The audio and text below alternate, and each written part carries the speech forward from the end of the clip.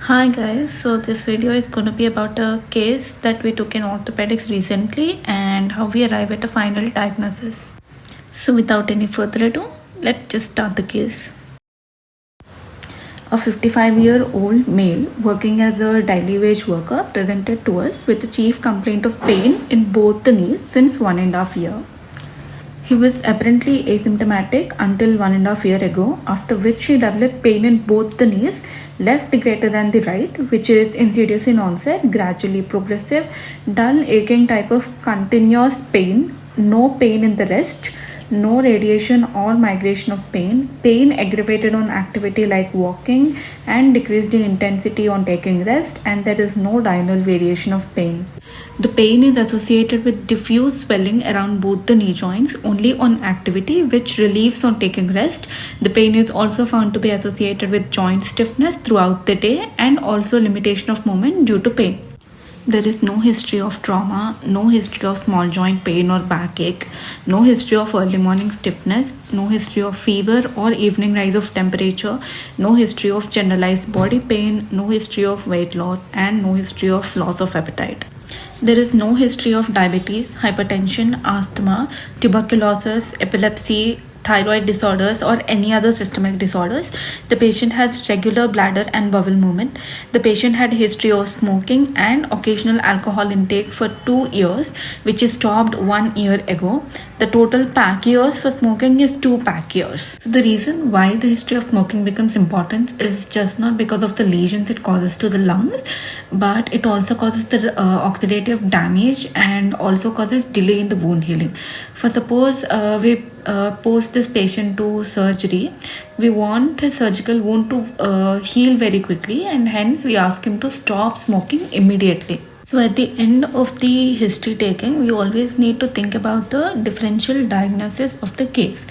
Always we group the orthopedics disorders into 6 etiological groups, which include trauma, infections, inflammatory conditions, degenerative conditions, tumors, and metabolic conditions. So at this point of time, after our history, we can eliminate trauma, we can eliminate infection because there is no history of any fever or any evening rise of temperature or any other constitutional symptoms.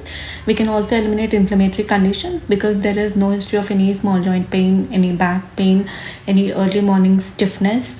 So currently we can consider degenerative condition for this patient because of his age.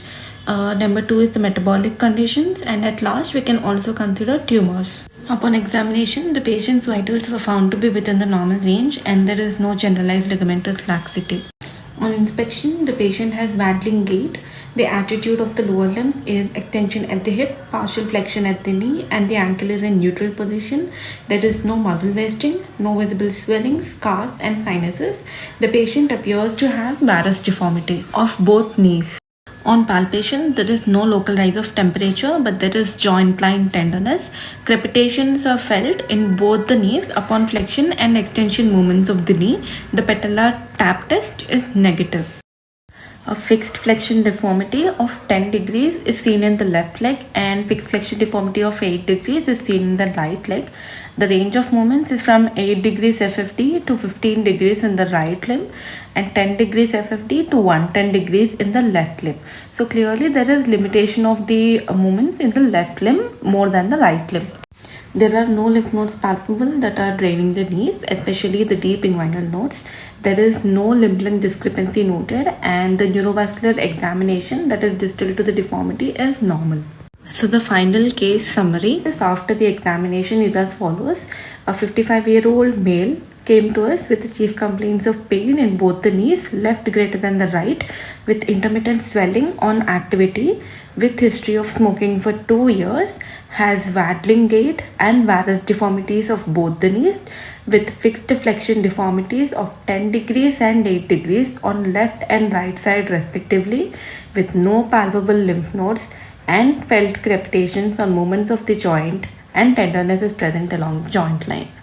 At this point, we can remove tumors from our differential diagnosis because usually tumors involve the lymph nodes and there are no positive lymph nodes on examination, and usually they have a constant swelling, but here there is no constant swelling and any other constitutional symptoms indicative of the tumors. But we can still consider tumors because we just cannot rule out tumors just based on our examination. We also need some investigations to confirm that the condition is not a tumorous condition. So after this, the patient's blood was drawn and it was sent to the lab for testing. All the tests we ordered came back normal. Everything was within the normal limit.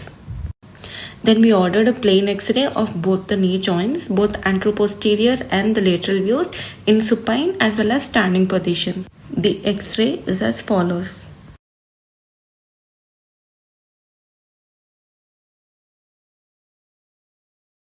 So after looking at the X-ray, we can now rule out tumors and other metabolic conditions because all the labs came back normal. So amongst the differential diagnosis that we have thought of, only degenerative conditions are left out, and even our X-ray findings are in support of the degenerative conditions. So our final X-ray confirmed diagnosis is as follows.